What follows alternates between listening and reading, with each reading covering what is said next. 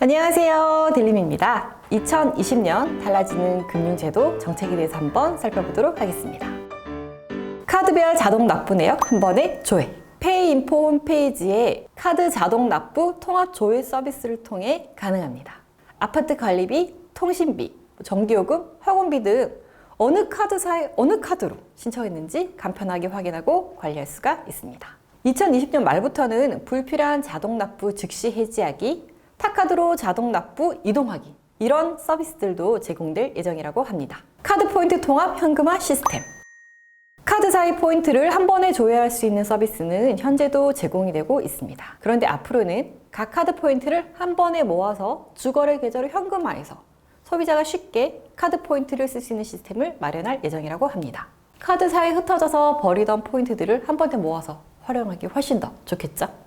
월세 신용카드 납부 서비스. 이르면 6월쯤 신용카드로 월세를 낼 수 있는 서비스를 출시하는데요. 월 200만 원 한도 내에서 납부할 수 있다고 합니다. 카드 결제와 동시에 임대인의 계좌에 월세가 입금이 되고 또 자동이체 설정도 할 수가 있다고 합니다. 현금이 없어서 월세를 밀리지 않을 수 있고 또 연말정산 월세 소득공제도 받기 쉬워지겠죠? 내 잔돈 계좌 적립 서비스.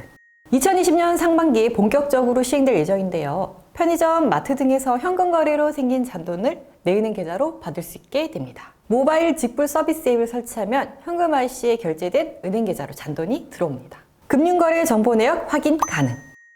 은행이 행정기관, 예를 들어서 주민센터 같은 곳이 있겠죠. 이런 곳에 제공한 금융거래 정보 내역은 스마트폰으로도 그 정보 조회 내역을 확인할 수가 있다고 합니다. 서류 작성하는 불편함을 없애고 또 개인정보 유출 가능성도 차단하기 위한 방법인데요. 금융거래 정보 제공 내역을 간편하게 확인할 수 있으니까 좀 더 편리해지겠죠. 주택연금 가입 연령 조정. 기존 60세 이상에서 55세로 낮아진다고 합니다. 직장인의 은퇴 시기가 대략 55세 전후인 점을 감안했을 때 국민연금 개시 시점은 62세에서 65세 정도가 됩니다. 퇴직 시점과 국민연금 개시 시점까지 소득이 필요 없는 기간에는 필요한 경우 주택연금으로 보충을 하기 위한 취지라고 합니다. 그리고 주택가격 기준 역시 시가 9억 원 이하에서 공시가격 9억 원 이하로 변경이 된다고 합니다. 햇살론 뉴스. 대학생 미취업 청년을 대상으로 한 상품으로 만 24세 이하 대학생, 미취업 청년, 사회초년생, 중소기업 재직 1년 이하인 분들이 대상이고요. 연소득 3,500만 원 이하이면 연 3.6에서 4.5%의 고정금리로 연 600만 원, 최대 1,200만 원까지 이용할 수 있는 대출 상품입니다. 자금 용도는 생활자금이나 교육훈련, 의료, 주거비인 경우 신청이 가능하고요. 개인 사업자는 지원 대상에서 제외됩니다. 대출 기간은 이자만 내는 거치 기간을 포함해서 최장 15년까지 가능하고요. 자격 요건에 따라서 거치 기간은 최장 8년 이내, 상한 기간은 최장 7년 이내에서 선택할 수가 있습니다. 예를 들어 3년간 이자만 내고 3년간 원금과 이자를 상환하겠다. 이런 방식으로 진행할 수 있겠죠.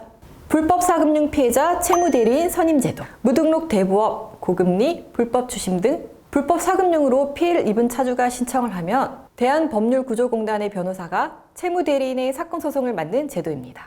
이런 경우 추심 사업자는 변호사를 통해서만 채권 추심을 할 수가 있고요. 법률 비용이 없거나 지원받지 못하는 서민을 지원하기 위한 제도라고 보시면 됩니다.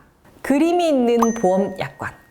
2020년 상반기 중으로 보험 약관을 그림이나 표와 같이 시각 자료를 첨부해서 보험 약관 요약서를 제공할 계획이라고 합니다. 기존 약관은 두껍고 글자가 많아서 읽기가 힘들었지만 앞으로는 약관 이용 가이드북도 제공을 해서 일반 소비자가 보험 약관을 쉽게 활용할 수 있도록 한다고 합니다. 오늘은 2020년 달라지는 금융제도에 대해서 한번 알아봤습니다. 오늘 이 영상도 많은 분들에게 도움이 되길 바라며 저는 다음에 더 유익한 영상을 가지고 돌아오겠습니다. 우린 다음 영상에서 만나요. 안녕.